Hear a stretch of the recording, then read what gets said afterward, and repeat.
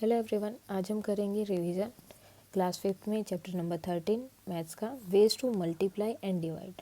तो इसमें क्या है, अलग अलग टाइप के वेज दिए गए हैं कि किस तरह से आप अलग अलग तरीके से उनको मल्टीप्लाई कर सकते हो नंबर्स को, और अलग अलग वे से उनको डिवाइड कर सकते हो।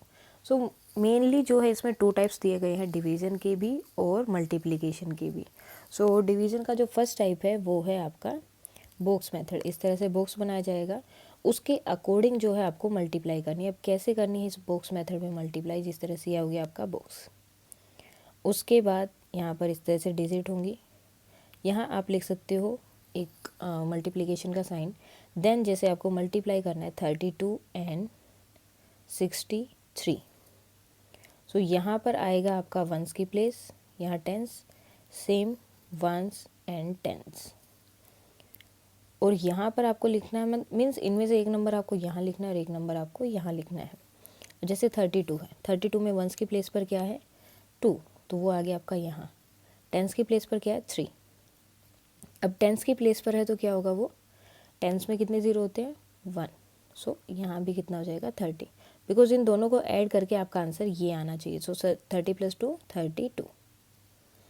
सेम 63 के लिए भी ये रहेगा, वंस की प्लेस पर जो वो यहाँ पर, टेंस की प्लेस पर है वो यहाँ पर, और उसके साथ में आपको 0 1 लगाना है बिकॉज वो 10th प्लेस पर है इसलिए। उसके बाद में आपको क्या करना है, इन दोनों की करनी है मल्टीप्लाई। 60 एंड 30 की मल्टीप्लाई करोगे, जो आंसर आएगा वो आपको लिखना है यहाँ पर।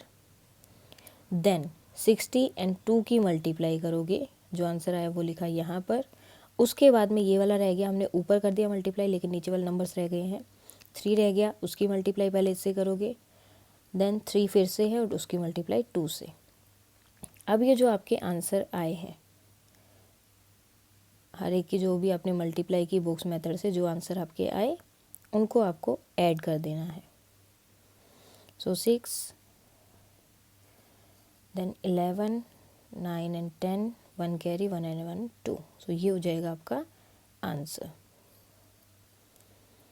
और दूसरा वे क्या है इसमें मल्टीप्लिकेशन का, ये अब अगर आपको 65 एंड 31 की मल्टीप्लाई करनी है, सो पहले आप क्या करोगे, इस नंबर की मल्टीप्लाई करोगे, और मल्टीप्लाई हमेशा 1 से शुरू होगी। पहले इसकी यहाँ 1 से 1 5 ज़ार 5, देन आगे आगे आप जाएंगे 1 10 100, इस तरह से आगे कितना ही बड़ा नंबर हो सकता है उसके अकॉर्डिंग।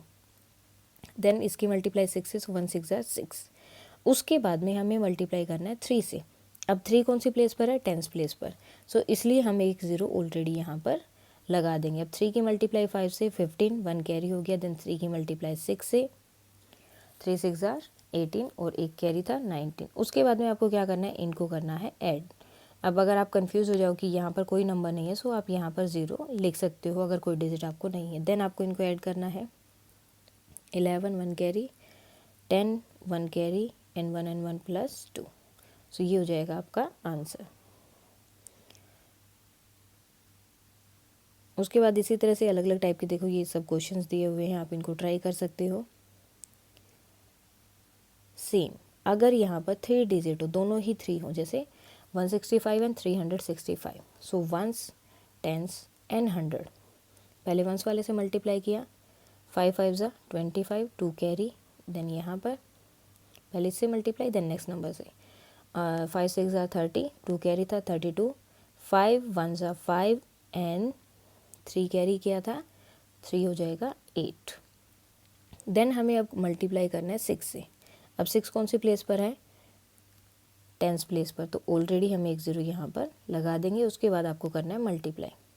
5 6 ज़ा 30, 3 6 6 ज़ा 36 एंड 3 39, देन 3 कैरी, 6 1 ज़ा 6 एंड 3 9। ओके, उसके बाद में देखो हमें करना है 3 से मल्टीप्लाई। अब 3 कौन सी प्लेस पर है, 100 प्लेस पर। 100 प्लेस पर तो कितने 0 आएंगे, 2। 10th प्लेस पर था 1 0, 100 प्लेस पर है तो 2 0, और उसके बाद में जस्ट मल्टीप्लाई नंबर्स की, एंड देन जो आंसर आएगा उसको आपको करना है ऐड। अब ये तीनों नंबर आ गए, इन तीनों को करना है आपको add.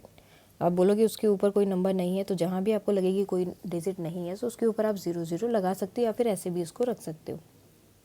2 8 and 9 6 17 plus 5 22, then 2 9 and 9 18, 18 plus 2 29, then 2 carry होगा एंड 4 + 2 = 6। सो ये हो जाएगा आपका आंसर। सो ये थे आपके वेज मल्टीप्लाई करने के। अब जो आगे क्वेश्चन है उसमें आपके डिवीज़न के वेज दिखेंगे। अब इसमें देखो ये क्वेश्चन इन्होंने कुछ वर्ड प्रॉब्लम्स भी दे दी हैं, जैसे a baby elephant drink 12 litre of milk every day. So हर रोज़ वो इतना मिल्क जो है पीता है। सो 2 ईयर्स में वो कितना पिएगा। सो 2 ईयर्स मीन्स 1 ईयर में कितने डेज होते हैं 365। 2 ईयर में कितने हो जाएंगे, यानी कि इनको कर देना है आपको ऐड 730 डेज। एक दिन में इतना पी रहा है, सो 730 डेज में कितना होगा, मीन्स आपको करना है मल्टीप्लाई। सो सेम जो है मल्टीप्लिकेशन के क्वेश्चन ही रहेंगे यहाँ पर। उसके बाद जब डिवीजन आएगा तो उससे रिलेटेड क्वेश्चंस रहेंगे। अब यहाँ पर देखो फील्ड दे दिया, तो आपको इसका एरिया फाइंड आउट करना है। एरिया हमें पता है क्या होता है, लेंथ एंड ब्रेथ की मल्टीप्लाई। ये लेंथ, ये ब्रेथ, ये लेंथ, ये ब्रेथ, इनकी मल्टीप्लाई, और एरिया आपको यहाँ पर लिख देना है। सेम जो है आगे है लोगों की मिनिमम वेज जो है, हर जगह पर मिनिमम वेज जो है मतलब सैलरी जो है उनकी फ़िक्स होती है कि ये इनकी इतनी जो है मिनिमम सैलरी आपको देनी ही होगी, इससे कम आप नहीं दे सकते। सो हर स्टेट की यहाँ पर फिक्स की गई है। देन उससे रिलेटेड कुछ क्वेश्चंस होंगे कि कौन सी स्टेट की सबसे ज़्यादा है, सो हरियाणा की सबसे ज़्यादा है, और किसकी सबसे कम है, सो सबसे कम किसकी है, राजस्थान की कितना है 73 रुपीज़, और ये किसके अकॉर्डिंग है, पर डे के अकॉर्डिंग। इसमें भी आपको मल्टीप्लाई करके ही निकालना होगा। और जब भी वो बात कर रहे हैं, इसमें आपको एक चीज़ और पता होना चाहिए, 1 डे, ठीक है, 1 डे में होते 24 आवर्स, और 1 वीक का मीन्स हो जाएगा 7 डेज, और देन 1 मंथ। 1 मंथ में कितने डेज हो जाएंगे आपके, अब डे की बात हो रही है यहाँ पे। 1 मंथ में आपके डेज, अगर देखो उन्होंने पर्टिकुलरली मंथ नहीं दिया, फॉर एग्जांपल अगर वो बोले फेब में इतना है, फरवरी का मंथ है, सो उसमें इतना है, तो आपको उस टाइम पर 28 लेना है। अदरवाइज़ वो अगर नहीं बोल रहे हैं कि ये वाला मंथ लेना है, दिसंबर मंथ लेना है या नवंबर मंथ लेना है, सो आपको उसमें 30 डेज ही लेकर चलना है। जैसे कि जनवरी में 31 डेज होते हैं, फेब में 28 हो गया, मार्च में 30 हो गए, 31 हो गए। सो जब ऐसे होता है और सिर्फ वो बोल दे कि एक मंथ में, ठीक है, सिर्फ मंथ की बात कर रहे हैं, तो आपको वहाँ पर 30 डेज ही लेना है, ना 31 लेना है ना 28। लेकिन अगर वो मंथ स्पेसिफाई कर दें कि हाँ इस मंथ में, लाइक जनवरी मंथ में उन्हें कितनी सैलरी मिली होगी, अगर पर डे की उनकी 73 रुपीज़ है, सो उस टाइम पर आपको क्या करना है, जनवरी में आपको डेज काउंट करने हैं कितने हैं, उसके बाद आपको देखना है। देन 1 ईयर में कितने मंथ्स होते हैं, 12 मंथ्स, 12 मंथ्स होंगे एंड 365 डेज। अब ये तो हो गया नॉर्मल ईयर। एक होता है लीप ईयर। लीप ईयर कौन सा होता है, जिसमें फरवरी में होते हैं 29 डेज और उसमें हो जाते हैं 366 डेज 1 ईयर में, लीप ईयर में। सो ये चीज़ आपको पता होनी चाहिए इसमें। सेम ये क्वेश्चन भी मल्टीप्लिकेशन वाले ही हैं, आप इनको ट्राई कर सकते हो। अगर इनका डिटेल देखना है तो वो मैंने अलग वीडियो में बनाया है, उसमें है। ये सिर्फ हम रिवीजन कर रहे हैं यहाँ पर। उसके बाद आता है वेज ऑफ डिवाइड। डिवीज़न का वे देखो इन्होंने क्या किया है, 2 वे हैं डिवीज़न के। सो फर्स्ट वे में क्या है, इस तरह से, अब देखो 6 है, 6 से आपको मतलब ये नंबर दिया 9588 को आपको डिवाइड करना है 6 से। सो 6 का टेबल आपने लिखा, 6 24 36।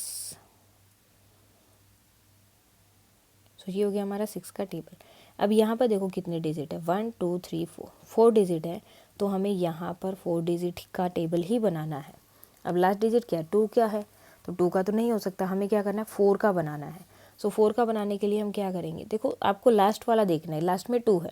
सो 4 का बनाने के लिए हमें वहाँ पर कोई 2 नंबर और ऐड करने हैं, और वो 2 नंबर हम कौन से ऐड करेंगे, 0 0, क्योंकि 0 0 का मीन्स है उसकी मल्टीप्लाई हमने की है 100 से। अगर किसी भी नंबर की 0 से मल्टीप्लाई करते हो तो वो 0 हो जाएगा, लेकिन अगर 10 से मल्टीप्लाई कर रहे हो, जैसे 10 और 10 की मल्टीप्लाई की तो कितना हो गया 100, 10 और 100 की मल्टीप्लाई तो कितना हो गया 1000। सो इसी तरह से उसको जब भी आपको नंबर बढ़ाना है तो उसके आगे 0 लगा दो, कि जितने 0 लगाए हैं मीन्स उस नंबर से आपने उसको मल्टीप्लाई की है।